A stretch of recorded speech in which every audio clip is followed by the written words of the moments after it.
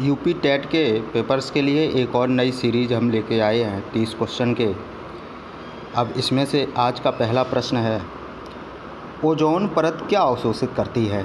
तो देखिए, पृथ्वी की परत से ठीक है, जो पृथ्वी है, जैसे सपोज डैट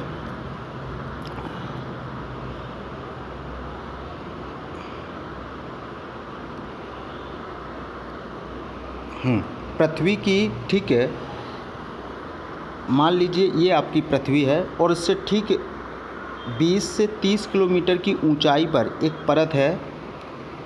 उस परत का नाम है ओजोन परत। ये ओजोन परत है और ओजोन परत जो है सूर्य से आने वाली पराबैंगनी किरणों को क्या करती है, अवशोषित करती है। अच्छा, पराबैंगनी जो किरणें होती हैं, पराबैंगनी किरणें क्या करती हैं, कैंसर जैसे रोग से ग्रसित कर देती हैं। व्यक्ति के जो त्वचा होती है उसे कैंसर जैसे रोग से ग्रसित कर देती हैं। अगला प्रश्न है हमारे पास, पोलियो किसके कारण होता है। पोलियो किसके कारण होता है, तो पोलियो किसके कारण, विषाणु के कारण होता है। तो विषाणु के कारण होता है पोलियो।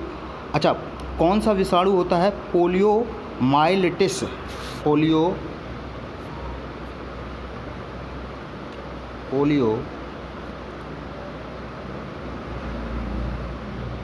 माइलिटिस, ये एक वायरस होता है, माइलिटिस होता है। माइलिटिस ये एक वायरस होता है, इसी के कारण जो है क्या होता है, पोलियो होता है। अच्छा, पोलियो से क्या होता है, मांसपेशियों में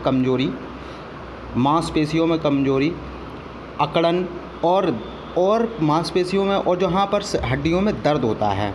अच्छा, जो पोलियो है, पोलियो की खोज किसने की थी, तो पोलियो की खोज जो है प्रथम बार एरविन पोपर व कार्ल लैंडस्टीनर ने सन 1908 में की थी। अच्छा, पोलियो का जो टीका, जो वैक्सीन बना है पोलियो का टीका, वो जॉन स्टॉल्क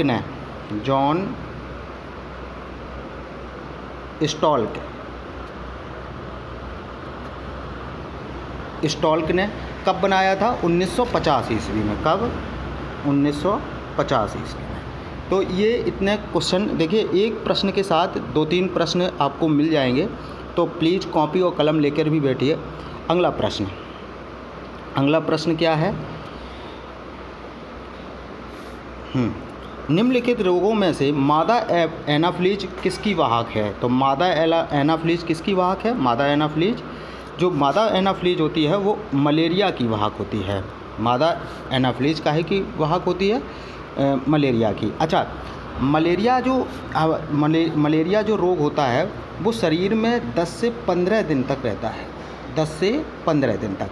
दूसरी बात यह है कि इस मलेरिया बुखार से शरीर में ज्वर, थकावट, बमन, सिर दर्द और बहुत सारे लक्षण हैं वो देखने को मिलते हैं। अच्छा, इसके काटने से, ये जब मच्छर काटता है तो 10 से 15 दिन तक इसका जो है शरीर में असर रहता है। अगला प्रश्न, नेक्स्ट क्वेश्चन है, कैंसर के निदान के लिए निम्न में से कौन सा परीक्षण किया जाता है। तो कैंसर के निदान के लिए, शरीर में जब कैंसर हो जाता है तो कैंसर के निदान के लिए, अच्छा, कैंसर होता किससे थे, तो एक्स किरणों से कैंसर होता है। निदान किससे होता है, बायोप्सी जो परीक्षण होता है उससे जो है कैंसर के ऊतकों में जो कैंसर हो जाता है उसका जो है, उसका परीक्षण करके उसको निदान किया जाता है। परीक्षण करके उसका क्या किया जाता है, निदान किया जाता है। अगला प्रश्न, निम्नलिखित में से कौन सा रोग जल जनित बीमारी है। तो जल जनित बीमारी कौन सी है, तो हैजा जल जनित बीमारी है। अच्छा, हैजा जो बीमारी होती है, हैजा जो बीमारी है, इसके लक्षण क्या होते हैं, तो लक्षण होते हैं शरीर में दस्त हो जाते हैं और शरीर में अत्यधिक जल की कमी हो जाती है, आवश्यक लवण की कमी हो जाती है, और आपको बता दें, और जो हैजा होता है वो कॉलेरा, ये आपको बहुत अच्छे से ध्यान रखना पड़ेगा, कॉलेरा जीवाणुओं से होता है। जो हैजा होता है वो कौन से, कॉलरा जीवाणुओं से होता है। जो काय में होते हैं, जल में होते हैं।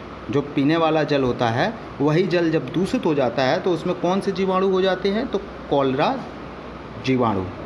ठीक है। अगला प्रश्न, डायनासोर थे। डायनासोर कौन थे? तो देखिए, आज से ठीक 65 मिलियन वर्ष पूर्व डायनासोर जो है पृथ्वी पर थे और ये विशालकाय थे। और ये कैसे थे?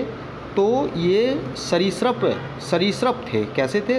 और सरीसृप का मतलब होता है ज़मीन में रेंगने वाले। तो रेंगने वाले ये डायनासोर थे, तो सरीसृप थे जो अब विलुप्त हो चुके हैं। आज इनका अनुमान लगाया जा रहा है कि आज से कितने वर्ष पूर्व थे? तो ये थे 65 मिलियन वर्ष पूर्व। ठीक है। अगला प्रश्न, कोयले का सबसे बड़ा भंडार किस राज्य में है? तो कोयले का सबसे बड़ा भंडार किस राज्य में है? तो कोयले का सबसे बड़ा भंडार झारखंड में है। और कौन सा कोयला है? विटुमिनस कोयला है। कौन सा? विटुमिनस कोयला। इसका जो है सबसे बड़ा भंडार भारत में कहाँ पर है? झारखंड में। अगला प्रश्न, निम्न में से किस प्राणी को किसानों का मित्र कहा जाता है? तो निम्न में से किस प्राणी को? केचुए को। केचुए को किसानों का मित्र कहा जाता है। होता क्या है, केचुए जो होते हैं वो बड़े बड़े मिट्टी के जो बड़े बड़े डेल होते हैं उनको क्या कर देते हैं, उन्हें बिल्कुल भुरभुरा और छोटा रूप में बना देते हैं, जो एक तरीके से खाद के रूप में भी प्रयोग किए जाते हैं। अगला प्रश्न, किस एंजाइम की उपस्थिति ग्लूकोज तथा फ्रक्टोज को अल्कोहल में रूपांतरित कर देती है? तो कौन से एंजाइम्स की उपस्थिति है? तो जाइमेज एंजाइम की उपस्थिति है के कारण ही क्या हो जाता है कि ग्लूकोज और तथा फ्रक्टोज को अल्कोहल में परिवर्तित कर देता है। ये एंजाइम है। ठीक है। अगला प्रश्न, मक्खन क्या है? मक्खन क्या है? तो मक्खन जो है दूध में विसरित वसा। दूध में विसरित वसा। मक्खन क्या है? दूध में विसरित वसा। अगला देखिए, अगला प्रश्न क्या है? नेक्स्ट क्वेश्चन, निम्न में से कौन सी स्थानीय प्रजाति है? तो स्थानीय प्रजाति का मतलब आप समझिएगा कि स्थानीय प्रजाति का मतलब क्या होता है। तो स्थानीय प्रजाति हम उसे बोलते हैं जो किसी एक देश या एक द्वीप पर मिले, किसी एक देश या एक द्वीप पर मिले और यह प्रजाति अपने क्षेत्र को छोड़कर नहीं जाती है। तो वो कौन सी है? वो हॉर्नबिल प्रजाति है, हॉर्नबिल। और ये कहाँ पर पाई जाती है? तो हॉर्नबिल जो है दक्षिण अफ्रीका महाद्वीप पर पाई जाती है। दक्षिण अफ्रीका महाद्वीप पर पाई जाती है, दक्षिण अफ्रीका महाद्वीप पर। तो ये जो हॉर्नबिल है इसकी हम पहचान बता दें कि ये रंग बिरंगे चिड़ियाँ होती हैं जिनकी लंबी चोंच होती है। लंबी चोंच और गोल घुमावदार, इस तरीके से लंबी चोंच और गोल घुमावदार। यहाँ इनकी गर्दन होती है इस तरीके से, लंबी चोंच और गोल घुमावदार। अगला प्रश्न है, हड्डियों में किस पादप पोषक के उपस्थिति के कारण प्रयोग उर्वरक के रूप में किया जाता है? कारण इसका प्रयोग उर्वरक के रूप में किया जाता है। तो हड्डियों में देखिए, हड्डियों में दो चीज़ें पाई जाती हैं। तो सबसे पहले तो आपका अधिक मात्रा में कैल्शियम, दूसरा क्या पाया जाता है? फास्फोरस। तो कैल्शियम का उपयोग जो है उर्वरक के रूप में नहीं किया जाता है। तो किसका किया जाता है? फास्फोरस का। फास्फोरस का उपयोग जो है हड्डियों जो प्रयोग होता है, फास्फोरस का जो प्रयोग होता है वो उर्वरक के रूप में होता है। अगला प्रश्न है, राज्य विधानसभा में धन विधेयक किसकी पूर्व अनुमति पर लाया जा सकता है? तो फिर किसकी पूर्व अनुमति पर लाया जा सकता है? तो राज्य के राज्यपाल के द्वारा। राज्य के राज्यपाल के द्वारा ही धन विधेयक जो है लाया जाता है। उसकी अनुमति के बिना धन विधेयक को नहीं लाया जा सकता है। इसी प्रकार से संसद में किसकी उपस्थिति या किसकी अनुमति पर लाया जाता है? तो राष्ट्रपति की अनुमति पर लाया जा सकता है। अगला प्रश्न, भारतीय संविधान का अनुच्छेद 14 भारत के नागरिकों को किस बात की गारंटी देता है? तो किस बात की गारंटी देता है? तो भारतीय, अब इसके ऑप्शन जो है आगे मिलेंगे। हाँ, ये है। तो देखिए, भारतीय संविधान जो है अनुच्छेद 14 विधि के समक्ष समता और विधियों के समान संरक्षण की अनुमति देता है। नेक्स्ट प्रश्न, निम्न में से कौन सा अनुच्छेद समता के अधिकार का प्रावधान करता है? तो कौन सा अनुच्छेद है? अभी ये पिछला क्वेश्चन ही था, तो अनुच्छेद 14 जो है समता का अधिकार देता है, समता का अधिकार का उल्लेख करता है। अगला प्रश्न है, थोड़ा जूम करना पड़ा। तो एक शिक्षक शिक्षिका पर्यावरण अध्ययन के शिक्षण के लिए एकीकृत उपागम का प्रयोग करते हैं, वे निम्नलिखित में से क्या करेंगे? तो देखिए, सबसे पहले आपको बता दें, पहला ऑप्शन है भूगोल, जीव विज्ञान और स्वास्थ्य एवं पोषण को अलग अलग पढ़ाएंगे। देखिए, ये ऑप्शन बिल्कुल जो है आपका गलत हो गया। दूसरा, भूगोल, जीव विज्ञान तथा स्वास्थ्य एवं पोषण को अलग अलग न पढ़ाकर समेकित रूप से पढ़ाएंगे। तो यही ऑप्शन इसका सही है, क्योंकि देखिए ये इसलिए क्योंकि जो है इस प्रश्न में इसलिए ये बात सही निकली है, क्योंकि अगर देखिए भूगोल का चैप्टर पढ़ाते समय अगर कोई कॉन्सेप्ट जीव विज्ञान पर आता है तो उसको समझाना पड़ेगा, शिक्षक या शिक्षिका को इसको समझाना पड़ेगा। तो अलग अलग ना पढ़ाकर समेकित रूप में पढ़ाना पड़ेगा। अगला प्रश्न है हमारे पास, प्राथमिक कक्षा स्तर पर पर्यावरण अध्ययन शिक्षण के 3 प्रमुख उद्देश्य हैं। उद्देश्य क्या हैं? तो देखिए, तो ज्ञान, अवबोध और अनुप्रयोग, ये 3 प्रमुख उद्देश्य हैं। पर्यावरण अध्ययन शिक्षण के लिए कितने उद्देश्य कितने हैं? 3। तो कौन से हैं? ज्ञान, अवबोध और अनुप्रयोग। अगला प्रश्न, बेहतर नगरीय भविष्य की दिशा में कार्यरत प्रयुक्त राष्ट्र कार्यक्रम में प्रयुक्त राष्ट्र पर्यावास UN हैबिटेट की भूमिका के संदर्भ में निम्नलिखित कथनों में से कौन से सत्य हैं? तो देखिए, कौन से सत्य हैं। सबसे पहले आपको समझना पड़ेगा कि देखिए, जो आपका UN में राष्ट्र जो UN हैबिटेट, इसकी बैठक कब हुई थी? तो कनाडा में सन 1977 में। कब? 1977 में इसकी जो है बैठक हुई थी, और इसमें जो है 1978 में एक संयुक्त राष्ट्र पर्यावास का गठन किया गया था। ठीक है, और उसी गठन के तहत ये बताया गया था, देखिए कि क्या बताया गया था, तो सुनिएगा। संयुक्त राष्ट्र महासभा के द्वारा संयुक्त राष्ट्र पर्यावास को अज्ञापित किया गया है कि वह सामाजिक एवं पर्यावरणीय दृष्टि से धारणीय ऐसे कस्बों और शहरों को संवर्धित करें जो सभी को पर्याप्त आश्रय प्रदान करते हों। तो इसका ऑप्शन ये आपका फर्स्ट सही हो जाता है। इसके साझेदार सिर्फ सरकारें या स्थानीय नगर प्राधिकरण हैं, ऐसा नहीं है, ये इसका गलत है, क्योंकि प्राइवेट कंपनियां भी हो सकती हैं इसके साझेदार। देखिए, और तीसरा क्या है, तो ये गलत हो गया। संयुक्त राष्ट्र पर्यावास सुरक्षित पेयजल व आधारभूत स्वच्छता तक पहुंच बढ़ाने और गरीबी कम करने के लिए संयुक्त राष्ट्र व्यवस्था के समग्र उद्देश्य में योगदान करता है। तो इसका ये भी आपका ये सही हो जाता है। तो पहला और तीसरा आपका ये इसका बी, ये कूट था, तो कूट कौन सा? बी सही होगा। तो इसका आंसर बी हुआ। अगला, भारत में यदि कछुए की एक जाति को वन्य जीव संरक्षण अधिनियम 1972 की अनुसूची ख के अंतर्गत संरक्षित घोषित किया गया है, तो इसका निहितार्थ क्या है? तो देखिए, इसका निहितार्थ क्या है, तो वन्य जीव जो कछुए की जाति को जो वन्य जीव संरक्षण अधिनियम दिया गया, वो किसके आधार पर दिया गया है? तो इसे जो है कछुए को संरक्षण जो मिला है वो किसके द्वारा मिला है? तो वो मिला है आपका जो है,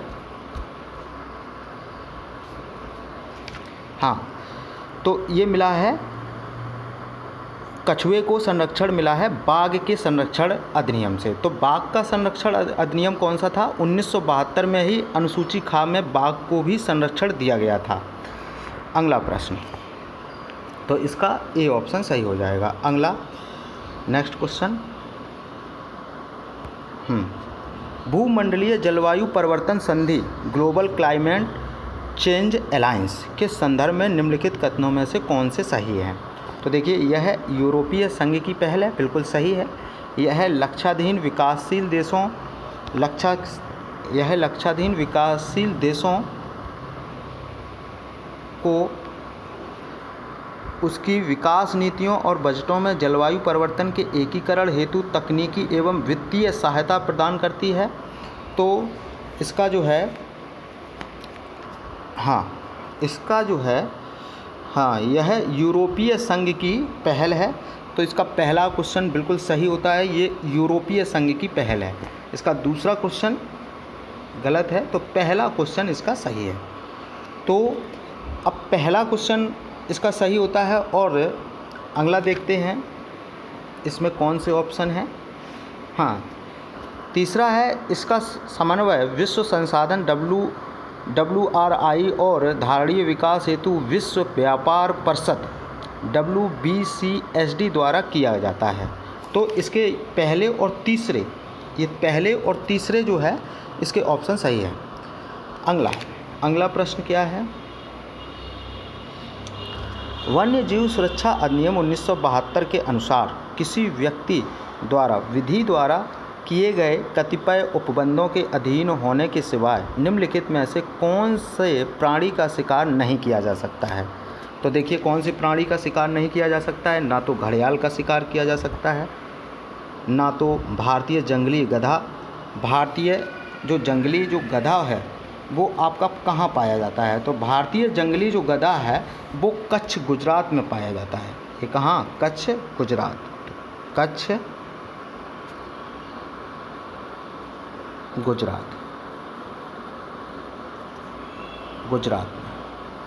कच्छ गुजरात में जो भारतीय जंगली गधा है, और ना ही जंगली भैंसे को जो है भैंसे का शिकार किया जा सकता है। तो इनमें से सभी हो जाएगा, इनमें से डी ऑप्शन सही होगा।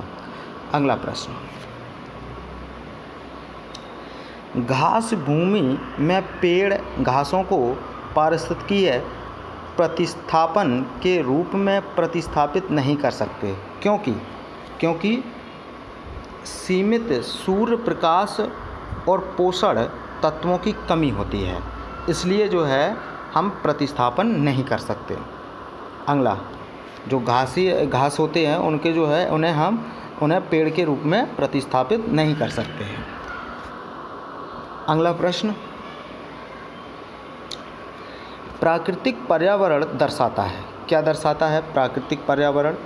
तो प्राकृतिक जो पर्यावरण है आपका, वो मानव गतिविधियों में हस्तक्षेपित जीवित सजीवों तथा निर्जीवों से युक्त भूमि का भाग। मानव गतिविधियों में अहस्तक्षेपित जीवित सजीवों तथा निर्जीवों से युक्त भूमि का भाग। वनीय वातावरण, जंगली वन में पौधे तथा जानवर के रूप में, ये इसका ए ऑप्शन सही होगा। ए ऑप्शन सही। अगला प्रश्न,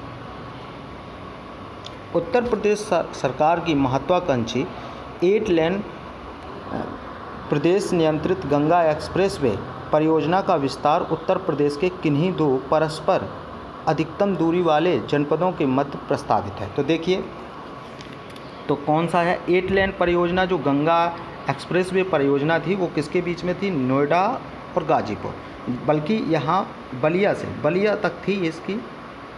तो देखिए, इसमें जो है प्रमुख कुछ शहर इस 8 लेन परियोजना से जोड़े गए थे। कौन कौन से वो शहर थे?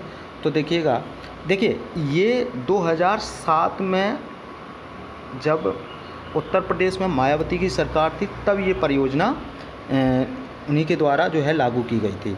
और इसमें जो है मुख्य जो शहर थे वो कौन कौन से थे?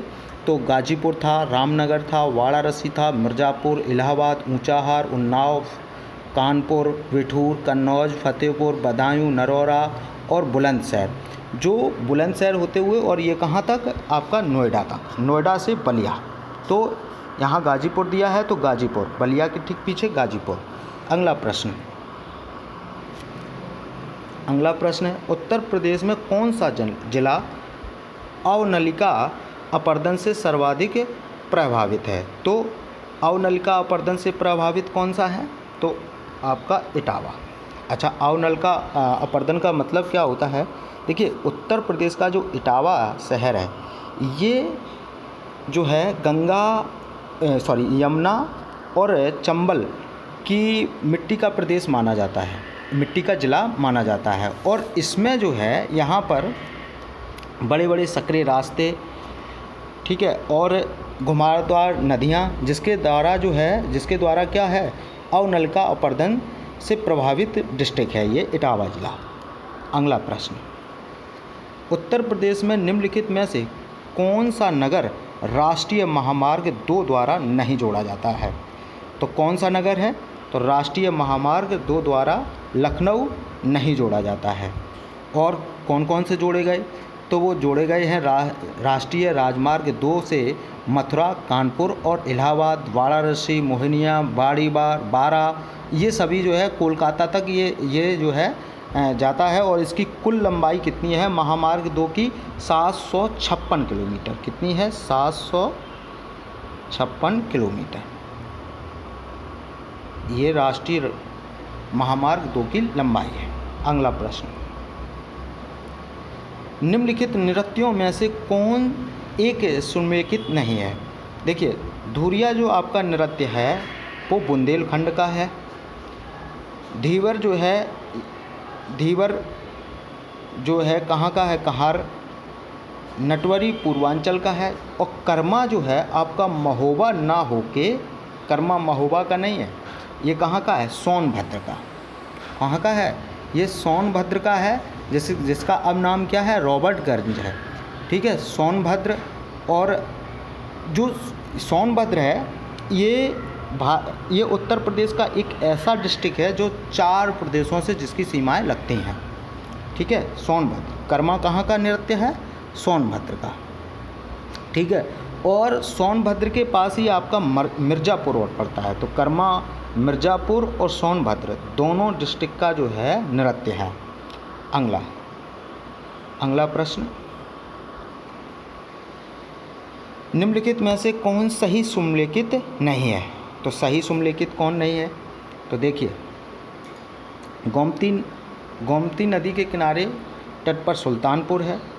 कोसी नदी जो है गोरखपुर में नहीं है, क्योंकि कोसी नदी गोरखपुर उत्तर प्रदेश में पड़ता है और कोसी नदी हिमालय से निकलकर सिर्फ और सिर्फ कहाँ मिलती है? बिहार में गंगा नदी से मिलती है। तो ये आपका रॉन्ग हो गया, ये सुमेलित नहीं है। बाकी सरयू नदी के किनारे अयोध्या पड़ता है, गंगा नदी के किनारे जो है वाराणसी पड़ता है। अगला, अर्जुन बांध नहर से उत्तर प्रदेश का लाभान्वित जिला कौन सा है? तो अर्जुन बांध नहर से उत्तर प्रदेश का जो है हमीरपुर जिला जो है लाभान्वित है। हमीरपुर जिला में जो है हमीरपुर जिला, और हमीरपुर जिला में क्या है कि इससे जो है 59,722 हेक्टेयर ज़मीन की सिंचाई होती है इस परियोजना से।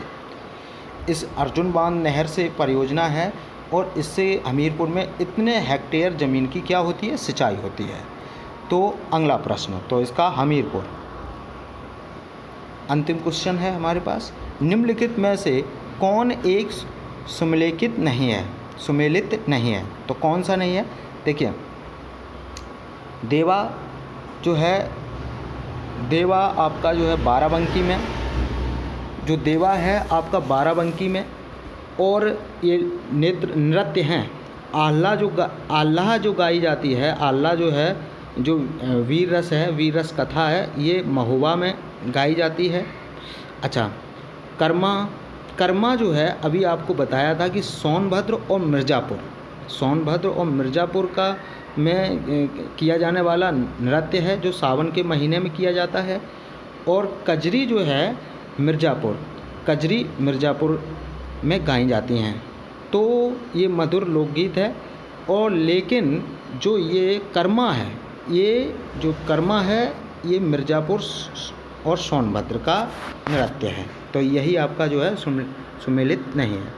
तो ये आज के हमारे जो यूपी टेट से संबंधित जो सीरीज़ थी पर्यावरण की, वो हमने आपके सामने 30 क्वेश्चन की सीरीज़ रखी है।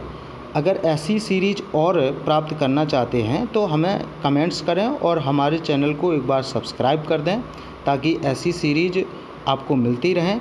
और इसी चैनल पर आपको जो है जीके जीएस के भी कुछ क्विज देखने को मिलेंगे या कुछ क्विज हम लेकर आएंगे। तो आप कमेंट्स में ज़रूर बताना। Thank you.